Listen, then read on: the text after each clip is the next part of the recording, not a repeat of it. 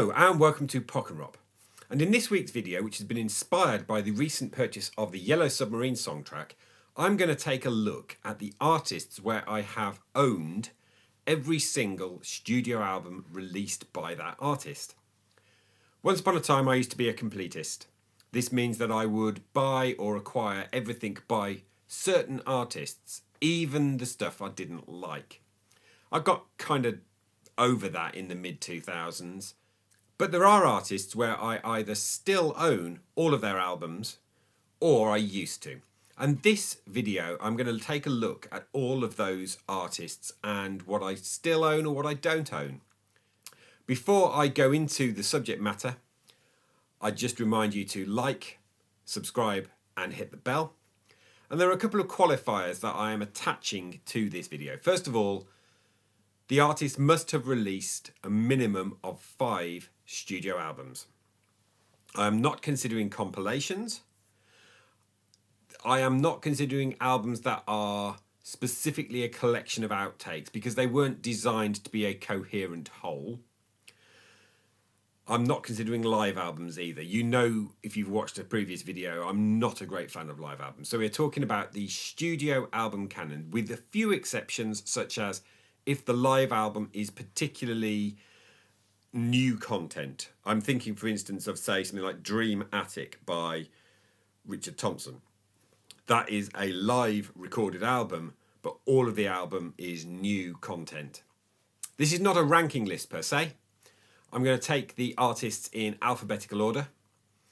And appropriately enough, given the fact that the artist's album that sparked this is the Beatles, the first on the list is the Beatles. Now, I have owned every single one of their 12 studio albums. I don't count Magical Mystery Tour as for the reason that effectively that is a compilation. I don't currently own a copy of the original Yellow Submarine album. I don't feel the need to. But I do own all of the Beatle material on the song track. But at one time in my life, I did have a CD copy of the 1969 Yellow Submarine. So the Beatles, the most obvious artist in my list, still count.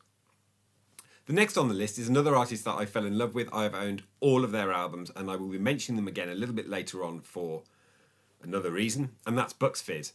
Bucks Fizz released 5 studio albums from their self-titled debut through to Writing on the Wall. I own and still own all 5 in at least one format. The next on my list, Crowded House. There are 7 studio albums that Crowded House released, the first 4 from their self-titled debut through to Together Alone, and then the 3 that have been released since the death of Paul Hester, which is Time on Earth, Intriguer, and the most recent one, Dreamers Are Waiting. The next artist on the list is Deacon Blue. I have owned all studio albums by Deacon Blue, and I still own a copy of every single one. The next one is Dire Straits, 6 studio albums from their self-titled debut through to On Every Street. I no longer own their debut. I don't particularly like it, but at some point I did own a CD copy of it. I only recently decided to clear it out of my collection. The next artist on this list, alphabetically, is Peter Gabriel. 7 studio albums, 4 of them self-titled, and then there's So, Us and Up. I own all of them except Up, but I did used to have a CD copy of Up. I just never really got into the album. Next, Keane. Depending on whether or not you think there are 5 or 6 studio albums, depending on your views on Night Train, is irrelevant because I used to own Night Train. I don't anymore. If you don't consider Night Train an album, then Keane are one of the few artists on this list where I still own all of their albums. The next one might be cause for a little bit of debate or contention, and it's Led Zeppelin.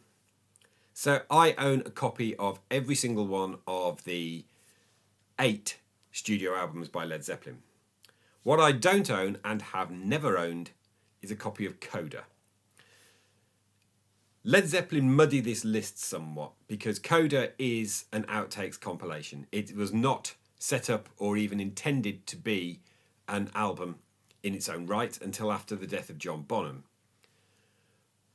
What makes it muddier is that Physical Graffiti, the double album from 1975, is 50% material specifically recorded for a new album and 50% material drawn from their archives of outtakes. So they muddy the waters. Physical Graffiti is a definite album. Whether or not Coda is up for debate, but for me, it's not. I own all 8 Led Zepp albums. The next on my list, and we've reached the letter M, is Kirsty MacColl. Kirsty MacColl released 5 studio albums. I currently own Kite and Titanic Days. I think they're both phenomenal albums. But I have in the past also owned a vinyl copy of Desperate Character. I would quite happily own one again. It just, when I cleared out my vinyl, when I stopped listening to that, it was one of the albums that I got rid of. I used to own a CD copy of Electric Ladyland, and the same for Tropical Brainstorm. I'm not averse to owning them again, but I did, in a ruthless moment, clear them out. All 5 Kirsty MacColl albums. And as we're on the letter M, I know what you're thinking. Who's going to be next? It's not who you're thinking, it's Muse. I own all 9 Muse albums. I still do, and I listen to them fairly often. I did a ranking video of the 9 recently. The next artist on the list is Queen. 15 studio albums, which makes them the most prolific studio album artist on this list. I own 14 of them, still. The only one I don't own is Made in Heaven. Now, Made in Heaven is classed as the 15th studio album, but it is very much like Coda. I have owned it. I don't own it. The difference between Made in Heaven and Coda is that there is material on Made in Heaven that was recorded specifically for that album, even though the album is pulled together from lots of snippets and things over the course of Queen's entire career. But Queen comfortably sit in this list. The next artist on this list is R.E.M. 15 studio albums. I'm not counting, obviously, Dead Letter Office because it's that outtake B-side compilation. I still own 13 of them. The ones I don't own are Up. I might have to pick that up again if I see it cheap because I didn't hate it, I just didn't get into it. But what I won't own again is Around the Sun. With the exception of Leaving New York, it's a definite career nadir. R.E.M., I have owned every single one of their albums. The next artist is an artist I still own all of their albums. It's Simon & Garfunkel. It's dead easy when you own the complete Columbia Recordings box set of CDs. Simon & Garfunkel, I still own all 5 albums. My next artist is Squeeze. There are 14 studio albums by Squeeze if you do not count Spot the Difference, and I don't. It's re-recordings and pointless. I really dislike the album. I own 13 of them because I no longer own my least favourite Squeeze album, which is The Knowledge. I really, really disliked that album, as you'll see from my Squeeze ranking. But I own 13 of the 14 studio albums still.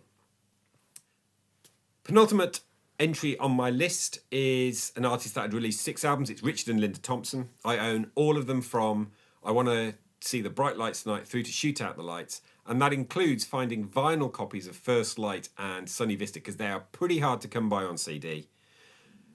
I have a great local record shop, and that's where I picked up those 2 albums. And the last on this list is Wings. I own all 7 Wings studio albums. I am taking Wings as a separate entity from Paul McCartney, despite the fact that it's all part of Paul McCartney's solo works. I do own all 7 Wings albums. Now I'm going to turn to some almost theirs. So the most glaring omission in my list, although I included Wings, is obviously my favourite artist, Paul McCartney. Why is Paul McCartney not in my list of I own or have owned every album? And the simple answer is Kisses on the bottom. I didn't buy it when it came out in 2011. I don't want it, if I'm really honest. I've listened to it. It just doesn't resonate with me. And unlike Wildlife, where I've managed to find the charms in it, and unlike Driving Rain, which I bought on the day of its release, Kisses on the Bottom is it's the reason why McCartney didn't make the list. George Harrison Now, I own all of George Harrison's solo albums with two exceptions, and that's Wonderwall and Electronic Sound. I don't want to own them. I don't intend ever owning them, but they, according to Wikipedia, count as his first two studio albums, and so as a result, George Harrison doesn't make the list. Blur, never owned Magic Whip. John Lennon, don't own and have never owned Sometime in New York City, or the Two Virgins, Wedding Music and Life with Lions albums, which are just really not up my street.